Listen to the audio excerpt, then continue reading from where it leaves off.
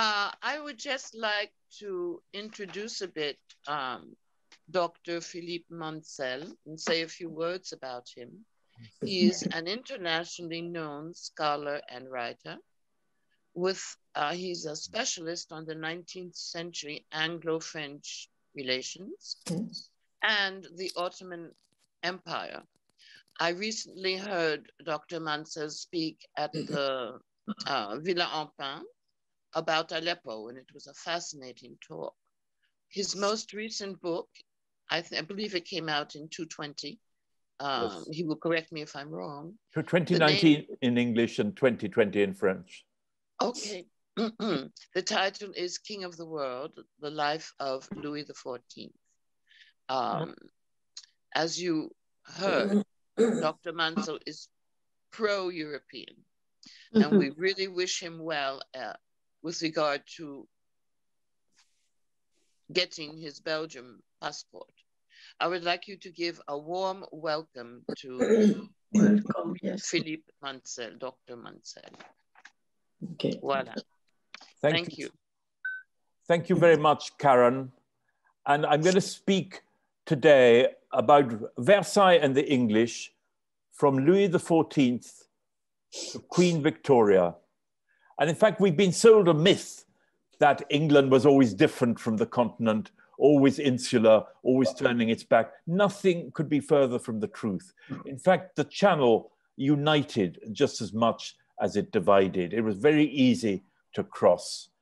And no other country had such a European monarchy, such a well-traveled ruling class and merchant class, writers so eager to go and live in France or Italy or indeed Brussels. And perhaps no building fascinated the English and the Scots and the Irish as much as Versailles. That is my theme today. It was almost as much visited as Rome or Venice. And why? Well, a lot of English had lived in France during the civil wars in the 1650s. And beginning here, you see, can you see the picture? Mm-hmm. Yes. You see Charles II, painted in exile in France by Philippe de Champaigne in 1654. He looks rather gloomy because he's just lost a battle or two. But he's in France, and why? Because he's first cousin of King Louis XIV.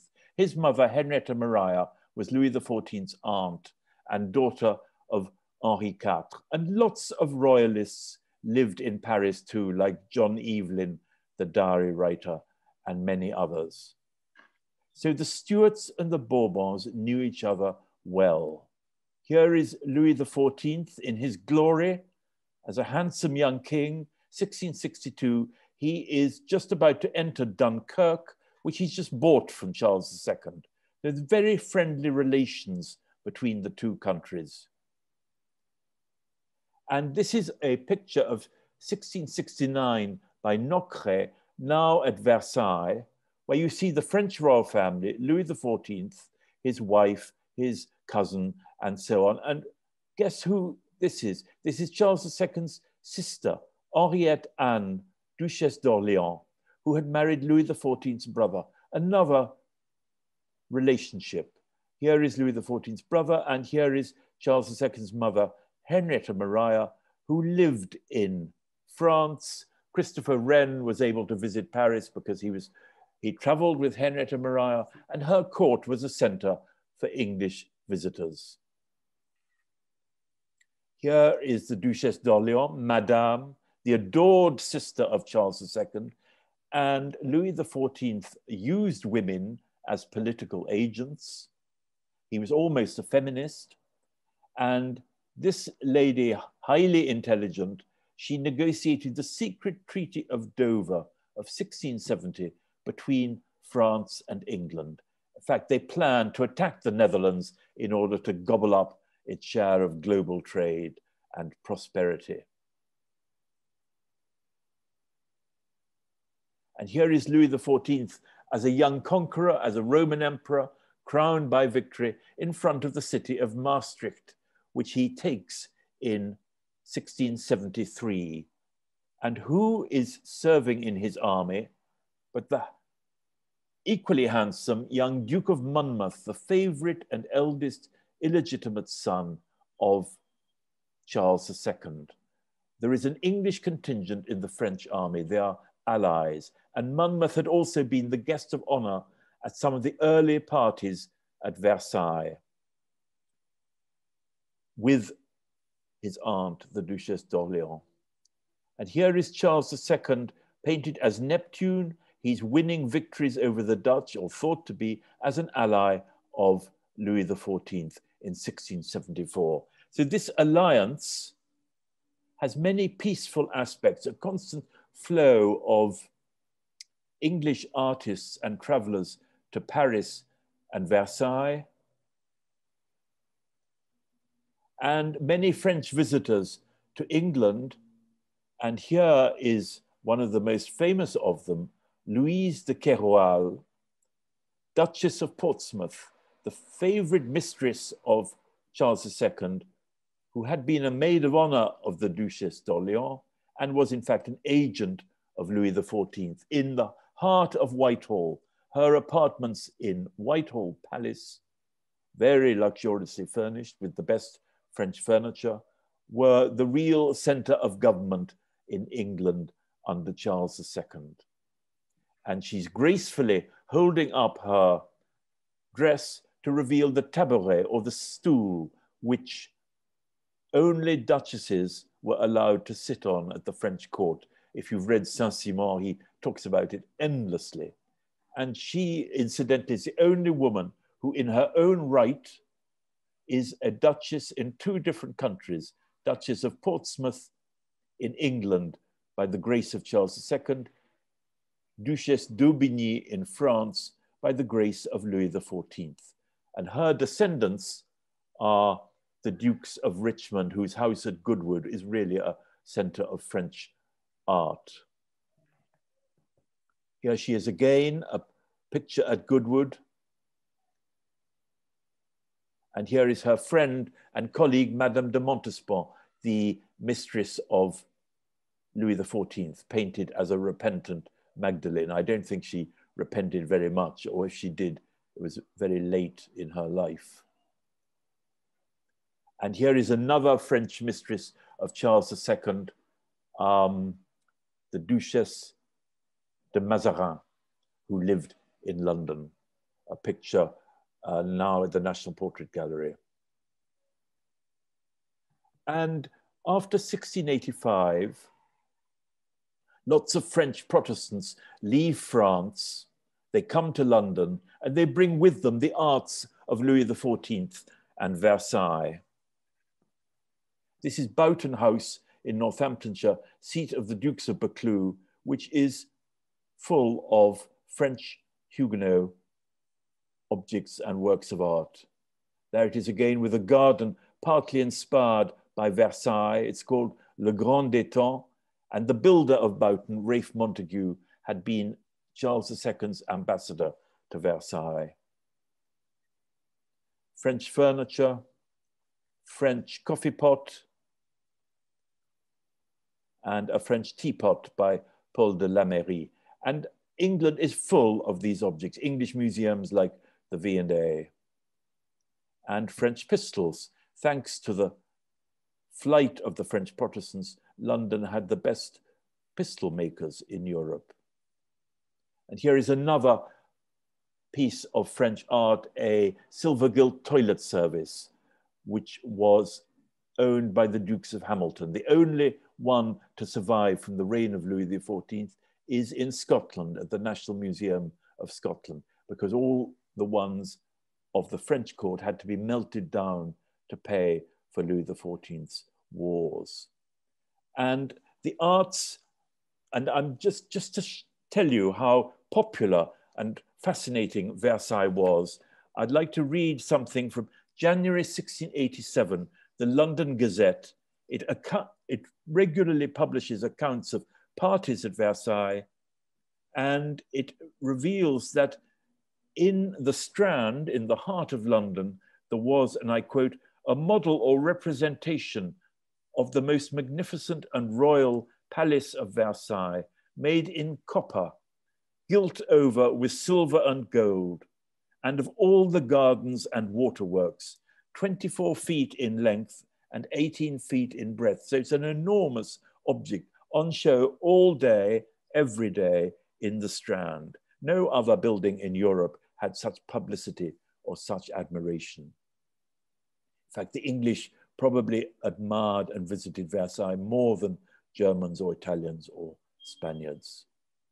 And it's not just the building and the objects, but also the way of life of Versailles, which fascinated the English. This is a book of dance steps from Bowton, because Louis XIV, apart from much else that he did, he's the founder of choreography. He tells people to write out dance steps, and French dance swept through Europe much more successfully than French armies. This is a French marshal of Louis XIV, Marshal Duke of Schomberg. Because he's a Protestant, he moves to England and fights for England instead of France. Another one, the Earl of Galway. This is Louis XIV, an ivory now in the British Museum. This is 1688, when history changes. William of Orange assembles a European army of Dutch, Germans, Danes, Swedes, and many French Protestants. And as nephew of King James II, and he hoped to be his heir, he crosses the Channel with 20,000 men and goodness knows how many thousand horses. By a miracle, he lands safely in Devon, and within a month or 6 weeks, he is acclaimed as King of England with his wife, Mary. So in fact, it's a European army liberating England from the tyrannical and Catholic King James II. And all this European side of English history is systematically sidelined and airbrushed out. That is a French Protestant who was the unsuccessful commander of James II's army, Louis de Duras, Earl of Feversham. Many people, even then, were spending their lives between London and Paris. And this is the Duc de Lauzun by Mignard. He's wearing the robes of the Order of the Garter because he was sent on a secret mission to London in December 1688 to smuggle out the wife and son of James II for Louis XIV. So he's helping his Catholic English cousin. And the 6th of January, 1689, here is James II on the left being greeted by Louis XIV on the right. And for the next 30 years, there is always a Stuart claimant living near Versailles at the Palace of Saint-Germain, which you can visit to this day, just west of Paris, the former main country residence of Louis XIV. He gives to James II, his wife and children, and a court of about 1,000 English, Scots, and Irish, known as La Cour d'Angleterre, who are constantly visiting Versailles, interacting with the French and plotting against the government in London of William III and Queen Anne. So there's another England based in Saint-Germain.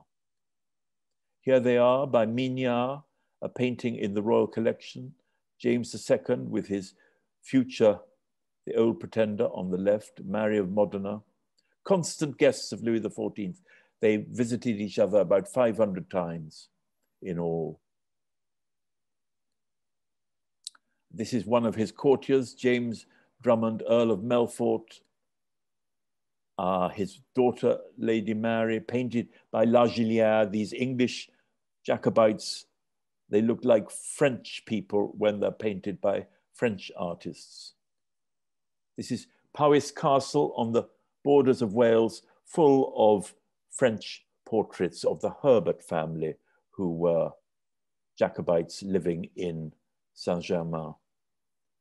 Here they are, Lady Mary Herbert and Lady Lucy Herbert. And these Jacobites also wrote books about France. They become culturally French, like this Mémoire du Comte de Grammont, a very good book about the court of England, the visits to Paris. And he says that he found living in London much like living in Paris. The two cities were culturally very close. And here is Versailles itself at its peak of glory in the 1680s. And of course, in a model for architecture throughout Europe, here is Winchester Palace, which Charles II started, it was never finished, in 1683, which was going to be his Versailles, with a place for his ministers, his council, and all his courtiers to live, and conveniently close to the Channel for visits to the Royal Navy. This is Hampton Court, built in after 1689 by Christopher Wren, who had visited Paris, who had seen the Louvre. And this is built for William III. William III is a politically and militarily an enemy of Louis XIV, but he imitates his arts. This is his Versailles, where he was going to hold court and hold council meetings and go to chapel in public, like Louis XIV. And he even had silver furniture like Louis XIV. This is a table commissioned by William III from a French Protestant artist who had in fact worked for Louis XIV, called Daniel Marot. And thankfully, it didn't have to be melted down, so it can still be seen at Windsor Castle today. Here it is with an accompanying mirror. Some of the last silver furniture still around in Europe. Here is some French furniture at Knowle House in Kent by Pierre Gollet, showing the fashion for buying French furniture in England. Even when there's a war on, trade was able to continue. And here is William III himself. It's really painted in a French style by Kneller as a conquering Roman emperor on horseback, crowned by victory and surrounded by gods and goddesses. And here is his ambassador to Louis XIV when there's peace in 1698, painted by Rigaud, the court painter of Louis XIV. It's the Earl of Portland, Hans Bentinck, an Anglo-Dutchman. And I'd like to quote to you some of the letters he wrote to William III. They're all, of course, there's a lot about politics, but there's an awful lot about gardening, because the two kings competed about orange trees and tulips. I quote, "The orange trees at Versailles are extremely beautiful and large and numerous. The trunks fine and high, but the heads not like those at Honslerdijk, one of William III's palaces. Those at Trianon are nothing much compared to the others. Of all the thousands of flowers of which your Majesty has heard so much, that the parterres were full of them at all seasons, I have not seen a single one, not even a snowdrop. Trianon, that's the little palace next to Versailles, is very agreeable and charming, but Meudon surpasses all in situation. The whole place would be to your Majesty's taste." So even if they're fighting, they still share the same tastes. In fact, the taste of Versailles is imitated all over Europe, not just in England, but even as far as St. Petersburg and Lisbon. And in fact, Portland called Louis XIV's private garden at Marly, which no longer exists, the most agreeable garden which I have seen, and one which would please your Majesty.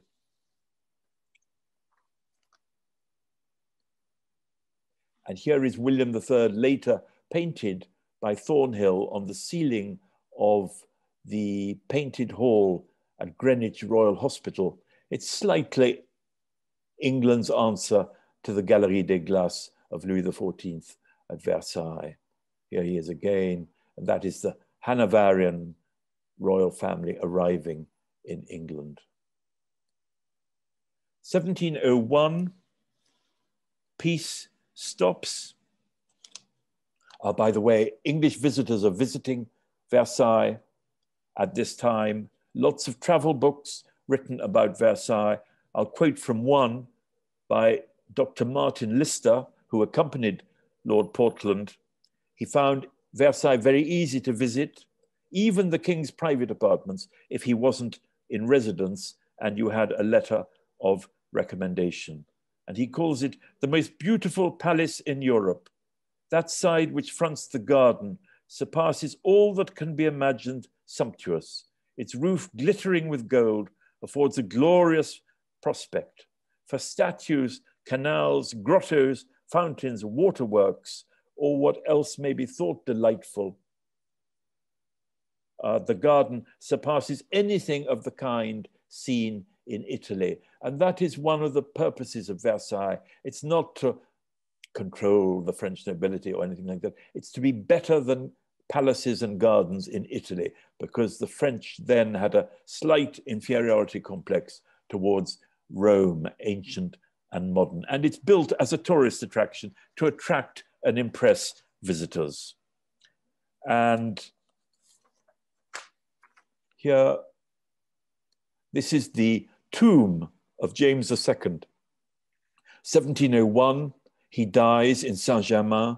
Louis XIV goes to the deathbed of his cousin, whom he respected as a Catholic saint who had lost 3 kingdoms for the mass, even though he didn't really rate his political or military ability. And he recognizes on his cousin's deathbed his son as the legitimate king of England, James III, the old pretender. This was a political catastrophe for France against the advice of his ministers. And as a result, England breaks diplomatic relations and a war begins, also for the Spanish succession and many other issues, but in part it is for the English succession. And this is John Churchill, Duke of Marlborough, who, by the way, had started as a young officer in French armies fighting for Louis XIV in the 1670s. He learned a lot from Louis' General Turenne. Here he is by Nella, again, a classic Baroque military portrait, and he's defeating Louis XIV at Blenheim, Ramillies, Malplaquet, and Oudenarde, battles in the last 3 of which, of course, in what is now Belgium. And he builds a palace outside Oxford, Blenheim Palace, a symbol of victory over Louis XIV. And right on the top of the palace is a bust of Louis XIV, taken from the gates of Tournai as a symbol of victory. So even when England is defeating Louis XIV, he's a sort of cultural reference inside English houses. And at this time, the greatest of English country houses, Chatsworth, is being built partly on the model of Marly, partly inspired by Louis XIV's private palace, and the frescoes inside are by a French artist, Louis Laguerre. And the great house of Petworth in Sussex, a wonderful 1690s Baroque palace, is also partly built by Daniel Marot, the French Protestant artist who had worked for Louis XIV. And there is the staircase at Petworth, frescoed again by a Frenchman, Louis Laguerre. So there's no cultural divide between French and English palaces and country houses. And here is the Duke of Beric, an Englishman, illegitimate son of James II. He becomes a Marshal of France, fighting in French armies, another of these people moving between the 2 countries. In fact, he defends Toulon from an English attack. 1710 to 11, France is almost on its knees, but a new English government comes to power, led by the Tories. They dismiss the Whig Duke of Marlborough. This is Robert Harley, Earl of Oxford, and they begin secret peace negotiations with France. And in fact, the two governments become almost as close as they had been under Charles II. And here you see one detail is that the red heel worn by Robert Harley is a direct imitation of the red heel on the shoes of Louis XIV and his courtiers at Versailles.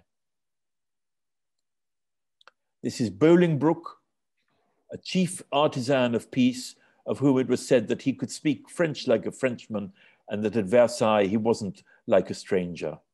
So in fact, France and England make a secret peace behind the backs of the Dutch and the Austrians, who were England's official allies. This is the Abbé Gautier, a Frenchman moving between London and Versailles. He worked for three governments, Louis XIV, the Tory government in London, and the exiled Jacobite government of James III. This is Matthew Prior, painted by the French artist Alexis Bell, who signs the treaty. He's holding the treaty between France and England in 1712. This is Louis XIV at the end of his life, receiving the French ambassadors, the Persian ambassadors, sorry, at Versailles, the last grand reception at Versailles. This is the English ambassador of George I at the deathbed of Louis XIV, much resented for his arrogance by French courtiers. That's the Duke of Ormond. There's still possibility of Stuarts coming to power in England, and he flees from London to France as a Jacobite suspect. And like many Englishmen, he lives in France in the 18th century, although he had once been commander-in-chief of the British Army. This is the Old Pretender, again painted by Alexis Bell, who Louis XIV regarded as a son, but he had to leave when Louis XIV made peace in 1712. But his son, Bonnie Prince Charlie, shown here, it becomes a French hero. A British prince is a French hero in the 1740s for his attempt to seize the throne in 1745. And when he's arrested at the opera in 1748 in Paris, it's the beginning of the end of Louis XV's popularity. It's so resented. And again, he's wearing a red heel. And this is Cardinal Fleury, the chief minister of the young Louis XV, under whom there's a period of peace between England and France in the 1720s and 1730s.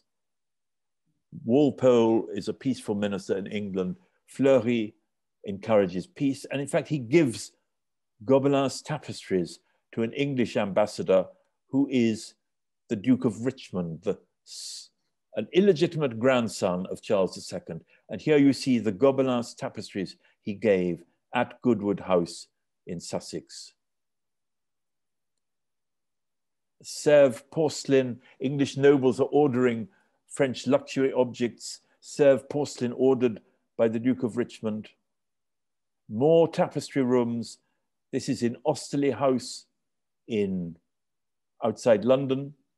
There's a unique number of rooms with French tapestries in English country houses. This is Osterley. This is Newby in Yorkshire.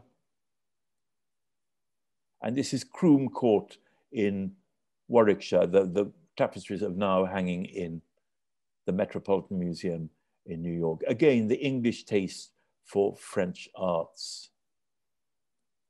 And here is Lord Chesterfield, a constant British visitor to Versailles, who wrote a famous guide to manners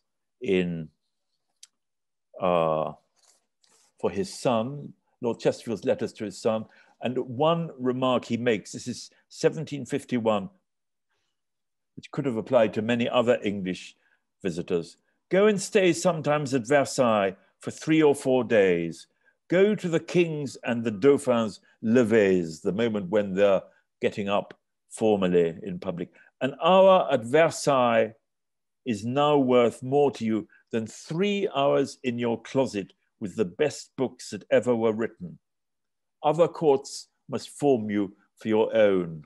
So that's saying, you know, you're not properly educated until you've been to Versailles, seen how people are, met people. It was quite easy to meet people if you had a few letters of introduction. And there's many, many English travel books of the 18th century calling Versailles the finest palace in all Europe. And people loved when there were great celebrations, like, this is the Duchess of Northumberland, 1770. She has a wonderful diary, and she goes to Versailles for the wedding of the king's eldest grandson, future Louis XVI, to the Archduchess Marie Antoinette. Because a wedding at Versailles, it wasn't just a ball, a wedding ceremony. There would also be an opera, and most spectacularly of all, illuminations and fireworks in the garden. So a lot of English people went over for it. And I'll quote from her diary. Horace Walpole was also there and said it was all wonderful. And the Duchess of Northumberland calls it, I was admirably placed for seeing the ceremony in the chapel, with the best place in the Salle de l'Opéra. In fact, she makes friends with Madame du Barry, who lends her servants, her horses, and so on. And in fact, according to her, Louis XV himself grinds coffee for her cup of coffee and then asks if she liked it. Coffee that he had roasted, ground, and prepared himself. And of the Dauphin, she wrote, I expected to have found him horrid, this is Louis XVI, but on the contrary, his figure pleased me very well. Everybody's very polite, very civil to me. And the ball is really a fine sight, such magnificence never seen before, nor such crowds. And what they notice is that it's all very well organized. There's no robberies, no disturbance, as there would have been in London at the time, which was a very violent city. And she also recorded Louis XV's famous remark, 1770, to one of his ministers, Monsieur, we are old, but we have never seen so many people, nor such magnificence at Versailles. And another English visitor, it's really like an alternative court or an alternative spectacle for English people who found St. James's Palace really rather dull. This is the ball in the Salle de l'Opéra, which you can visit to this day, built specially for this wedding at Versailles. And this is the theatre performance. Everything packed. And this is what was most spectacular of all, the entire park illuminated. Can you imagine the effort that must have gone into that in 1770 to illuminate and then have fireworks? And it's open to the well-dressed public.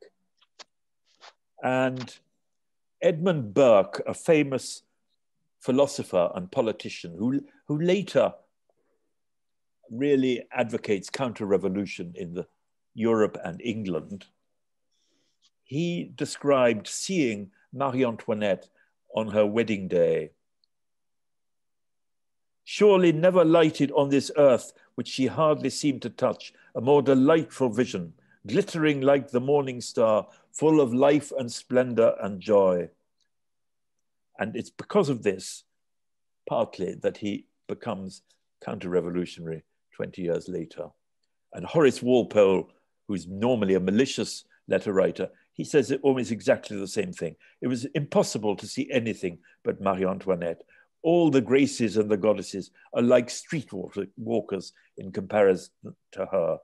She's a statue of beauty when standing and grace itself when she moves. So the English are flooding to Versailles despite wars, usually about global trade, colonial trade, or the colonies in America, and particularly after 1783 and the War of American Independence. And the French are becoming more pro-English. This is the first translation of Shakespeare is in fact dedicated to Louis XVI and patronized by him, 1778. This is Marie Antoinette holding a rose, very simply dressed. This is her friend, the Duchess de Polignac, who entertained many foreign visitors in Versailles, in her salon.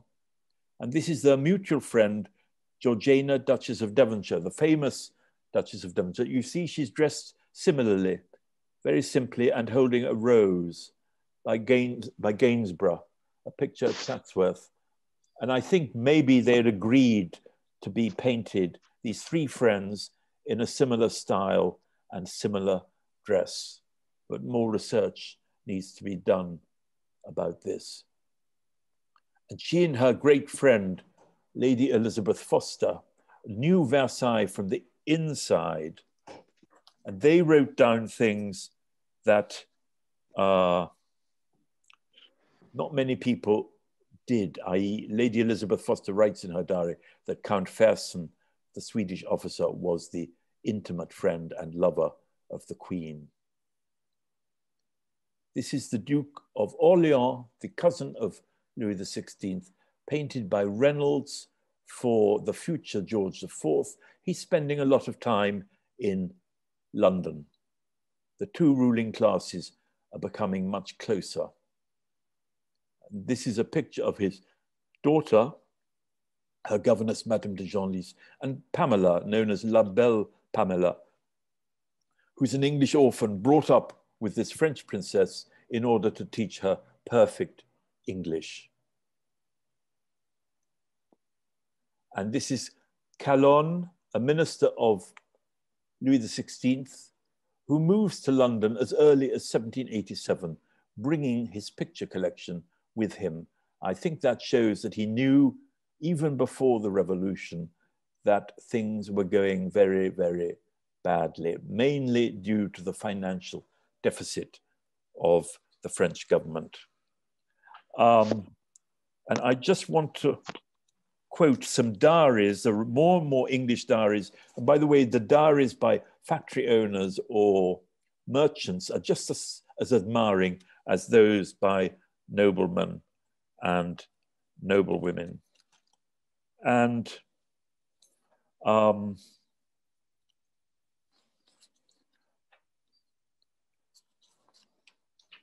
Arthur Young, a great agricultural expert who visits Versailles in 1789, the last year the court is there, he describes the chapel, like the palace, seems to be open to all the world, and he notices that even poor people, not very well dressed, can go through the king's private apartments if he's not there. But he notices very early that the French guards are not going to fire on the people. And the French Revolution breaks out, 1789. Gradually, more Frenchmen leave France, and French objects are sold off by the Republican government, 1793. And who is the greatest buyer at these sales? Through intermediaries, through antique dealers? It is the future George IV, Prince of Wales, a confirmed Francophile who is fascinated by Versailles, by French furniture, French people. He has lots of French friends. He speaks French without an accent. He makes Carlton House his palace, a corner of France in London. And here is a jewelry cabinet of the Comtesse de Provence, which he bought, which is now in the royal collection. Here is the Sèvres service of Louis XVI, which he bought and is now in the royal collection, frequently exhibited at exhibitions. This is a portrait of one of his friends, the Archbishop of Narbonne, who comes to live in London and frequently dines at Carlton House. This is the French chapel in London, and also members of the royal family come to London. This is the Comte d'Artois, younger brother of Louis XVI, an émigré. So the English had been to Versailles in huge numbers, and now Versailles comes to England through its works of art, but also through the people. And about 20,000 émigrés, or maybe more, settle in and around London. This is the Prince de Condé, the Master of Chantilly, a cousin of the king, lives in England. They all get pensions from the British government.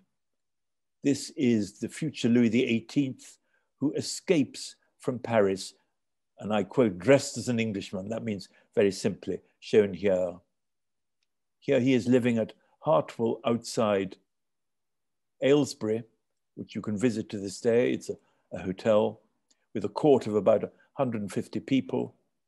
And he is the guest of honor at a party at Carlton House, a huge party for 2,000 people given by the future George IV when he becomes regent.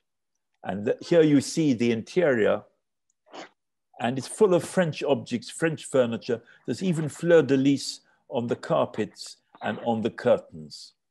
So again, Versailles has come to England. This is a caricature of the party. It was very, very crowded. And it was meant to be, there was a sort of water flowing along the table and a magnificent display of plate. England had never seen anything like it, and the contemporary accounts constantly compare it to Versailles or Saint-Cloud or another French palace. And here is Louis XIV. This is the Comte de Grammont, who is his secret agent in France, helping to organize Bordeaux, proclaiming the Bourbons with the help of the Duke of Wellington, a sort of Anglo-French secret operation. Here is Louis XVIII leaving Hartwell, painted by Melling, on his way to a triumphant reception in London. The regent organizes cheering crowds, carriages, militia, military escort. They go to a hotel in Albemarle Street, number 7, and they have what I can only call a love-in, where they proclaim eternal peace between France and England.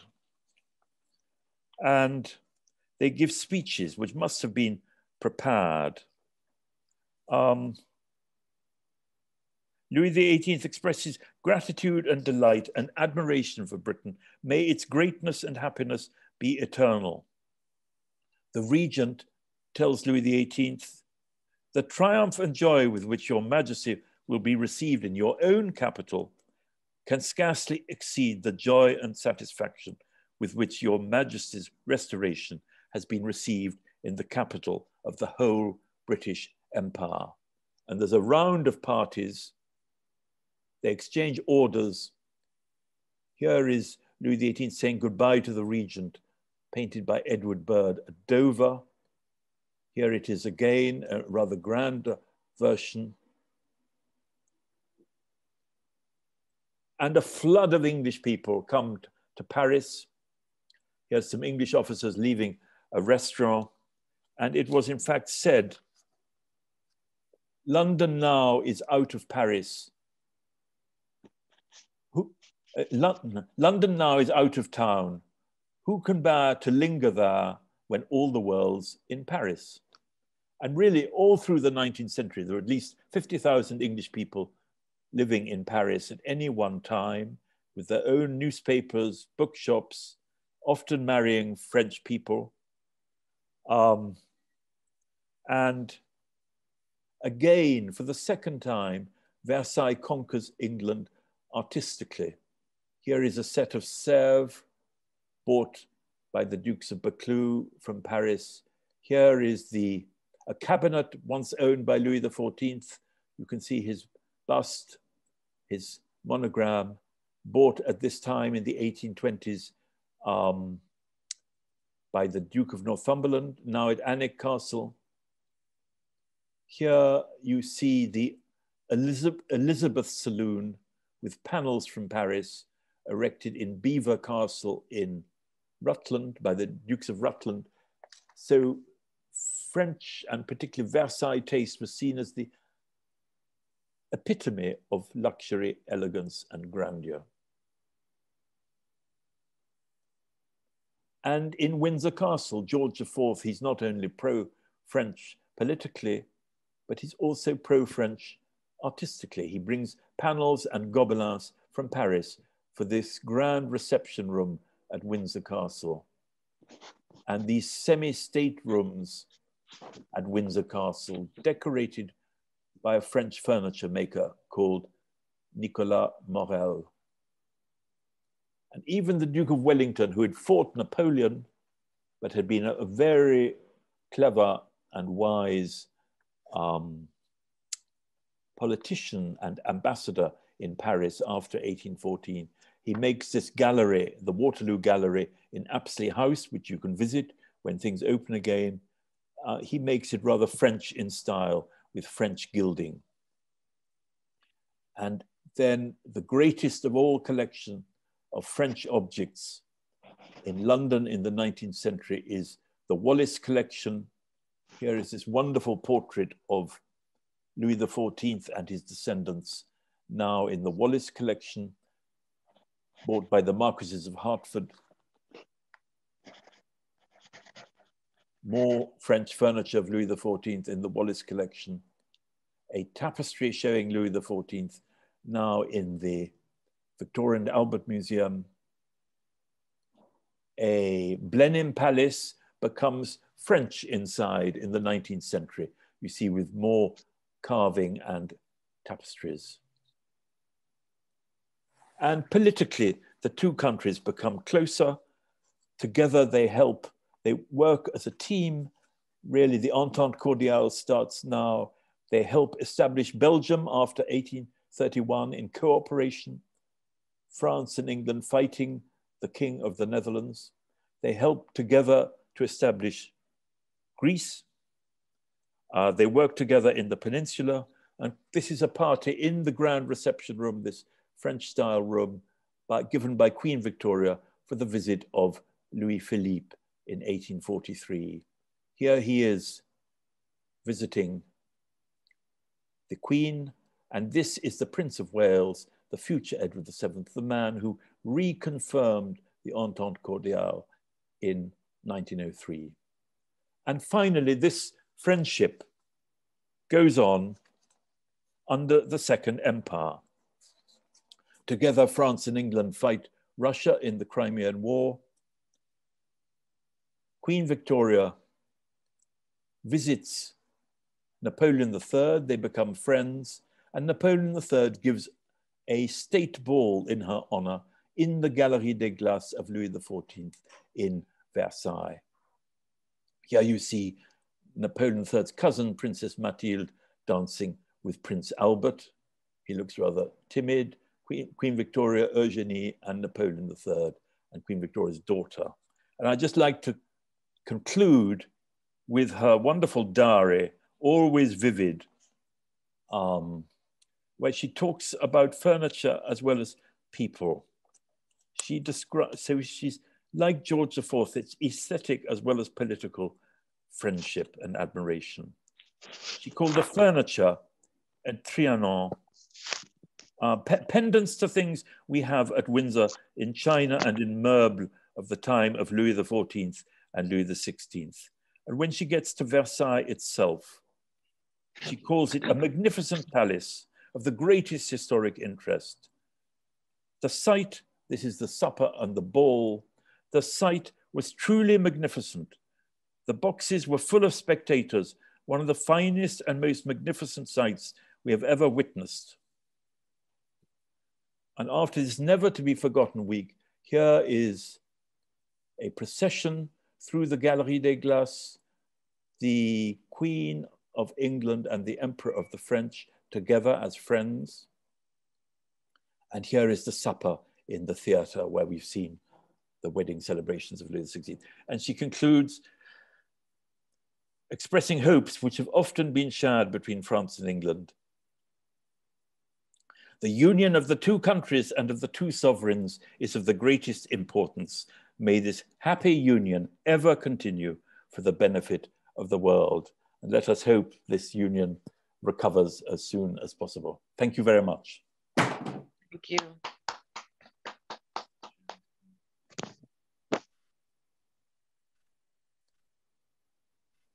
Hello. Hello. Can you hear me? Yes. Thank you so much for this very interesting, extraordinary lecture. I would like to open the floor now to questions. If anyone has questions they want to ask. I will start with the first one.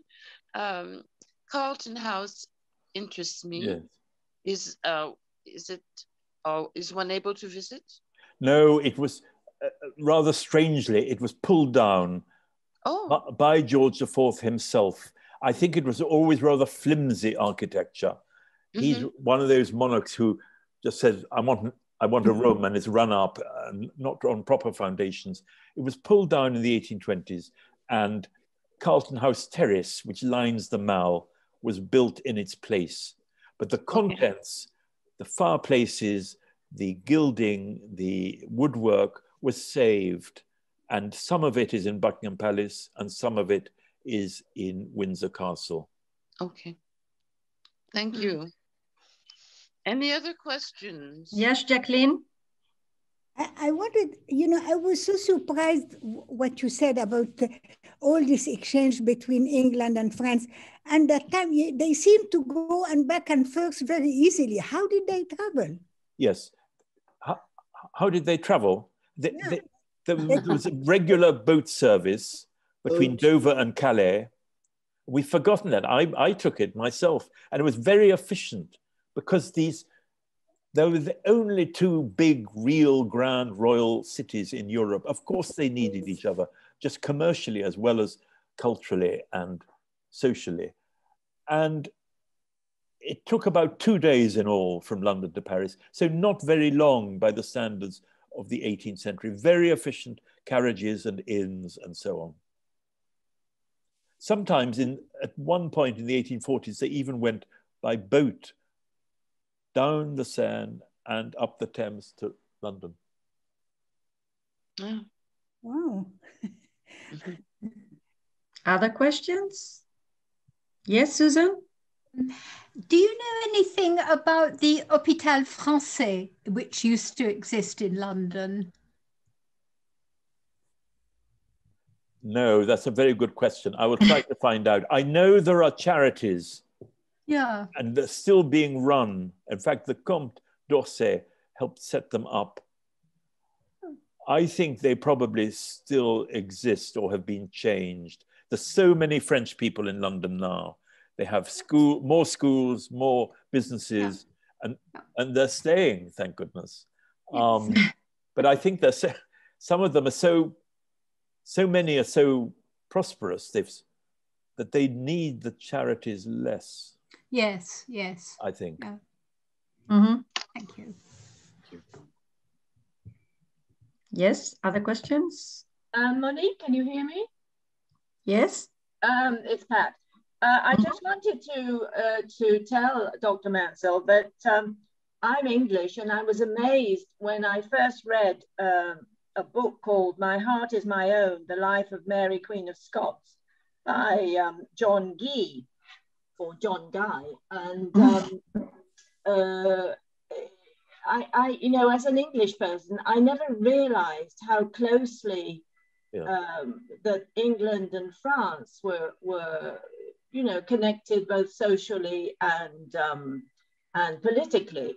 Yes. And I was amazed. But if anybody's interested, that book is fascinating, the one I just quoted. Mm-hmm. And even when Mary Queen of Scots was half French, or more than half French, really. Right. And even Elizabeth I, her enemy, she spoke very good French, and she's politically allied to France because they're both against Spain. And the Reformation, and Anne Boleyn, her mother, had been brought up in France and spoke perfect French. And she and Henry VIII corresponded in French, I think. So I think all this has been forgotten because nationalism has taken over English history, unfortunately. Indeed. Boris Johnson. Maria, you had a question? Yes, thank you. First of all, I would like to thank Karen and Annick for allowing me to be present at this meeting, because I'm attending from The Hague. I'm the international coordinator of the International Women's Club. So thank you for inviting me to be able to present, and thank you, Mr. Mansel, for this very interesting lecture. And I was very pleased to see that you were talking about William III, yes. who of course also is our Dutch, one of our Dutch kings. Well, in that time we called them stadholders. I think he was the one who was married to Anne. Mary of Scotland. Yes. And also there is a very nice connection with Daniel Moreau, because yes. Marguerite de Hugueton, she was a Huguenot. She fled to Holland when the Protestants were persecuted in that era, and then she took with her the court architect of Louis XIV, and he built quite a few things also here in The Hague and in the Netherlands, several palaces, and the palace at Loo and the palace Noordeinde were also partly constructed with him. He did lots of the interior decoration, of course. Yeah. And so that I was pleased to hear about this. Thank you very much. Good. And he worked in England. What was the name of the person who took him to? Margarita de Hugueton. Margarita de Hugueton. Okay. Hugueton. Hugueton, yeah, she was Huguenot, but her name was Hugueton. She was a very wealthy lady, and she took him with her, and so he resided in Holland for several years and did a lot of palaces and houses and architecture. Yes. Yep. Thank you. Other questions?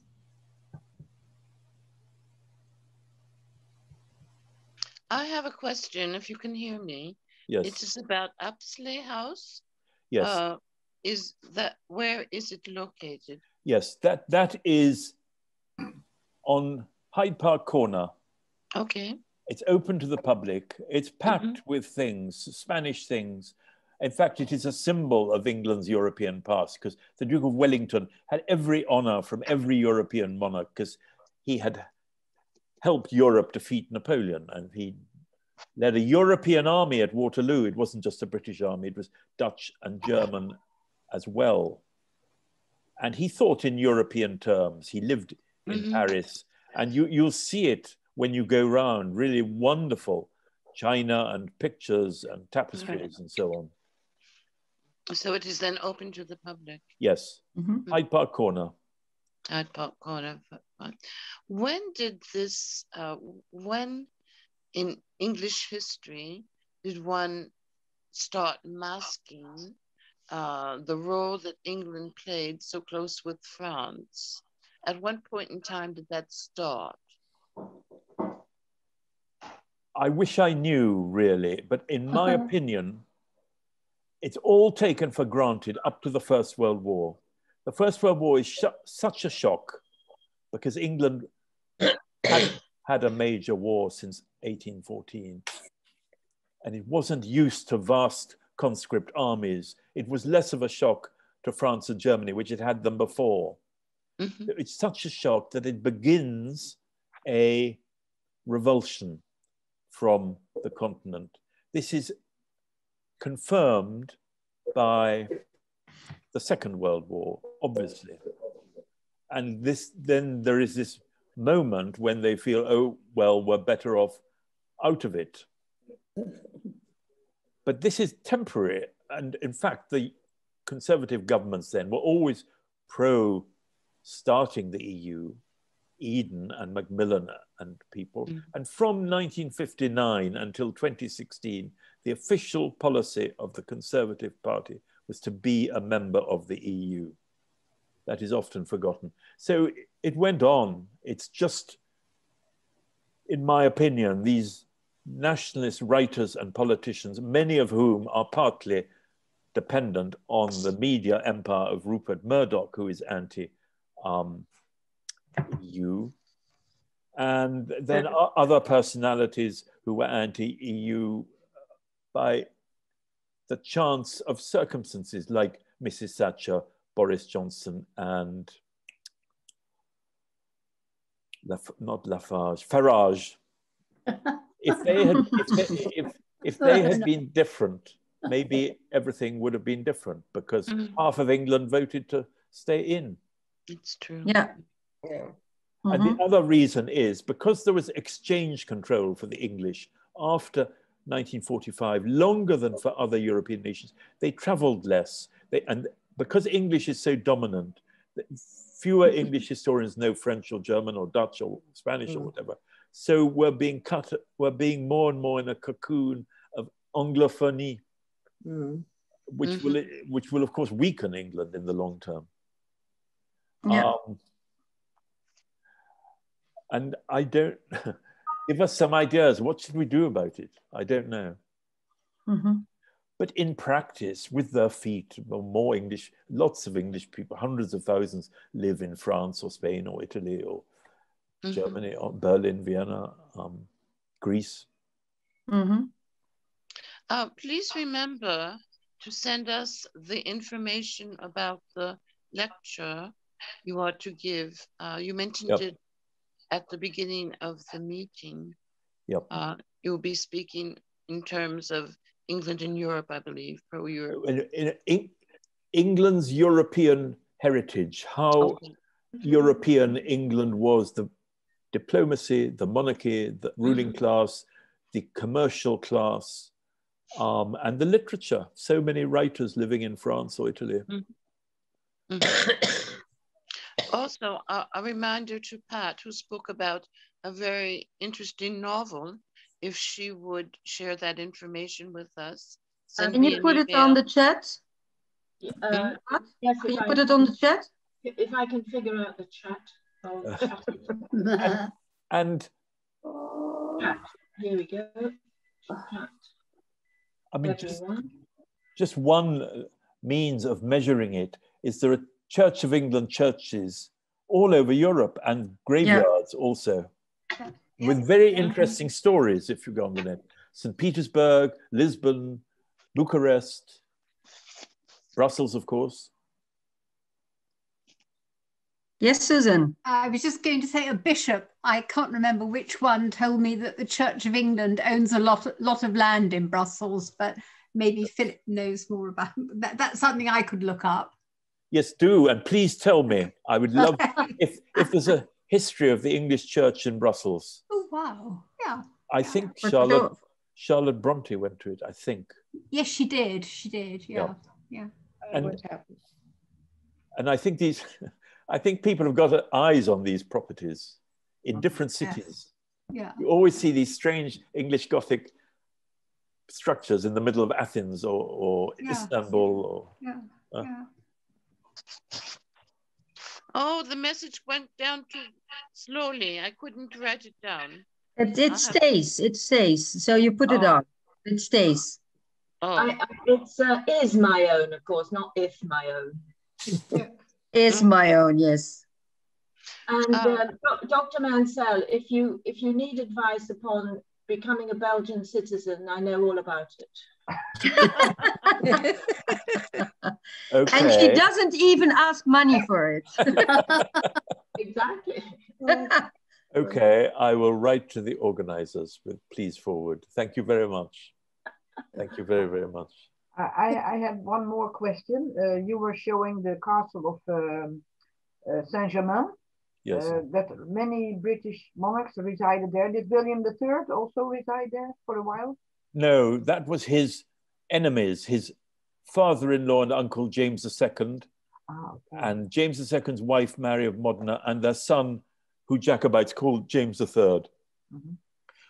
But William III, of course, is always looking culturally. He hated Louis XIV, but he imitates him at the same time. Oh, yeah. Well, that's the best compliment, to imitate somebody. Yes, Yeah. exactly, exactly. Yep. Well, there is a very nice book also about the relationship between England and France, but that's situated in the 12th, 13th century. That's by Hella Haase. I don't know. Yes. Yeah. The Forest of Expectations, it's called. I could put it on the chat if you're interested. Yes. Please do. Yes. Yeah, Hella Haase, yeah. And it all goes back in the end to something which a lot of English historians forget. The Norman conquest. Actually, it was also a Norman genocide. Hundreds of thousands of English were killed. The entire ruling class becomes French-speaking and almost entirely of French stock. And this doesn't really change until the 15th century. So 300 years of Frenchness in England. And this rather goes against the grain of, oh, we've always been different. Oh, we've always... Yeah. It's complete fantasy, really. Yeah. Of course, people like Churchill remain totally European. Yeah. And all those courts are also speaking French. Yes. We see it even now. I mean, if we see the English family, they all speak very fluently French. Oh, good. I didn't know that.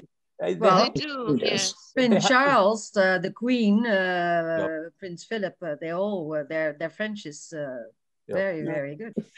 I just want to comment, Philippe, that I was impressed when I visited Blenheim Palace. At the entrance, on either side of the columns, you see an English lion devouring a French rooster. Huh? Yes. And then when you walk inside, you see so many French things. It seems like a contradiction in terms. So it's fascinating that it's the English lion devouring the French rooster is from 1707, 1708.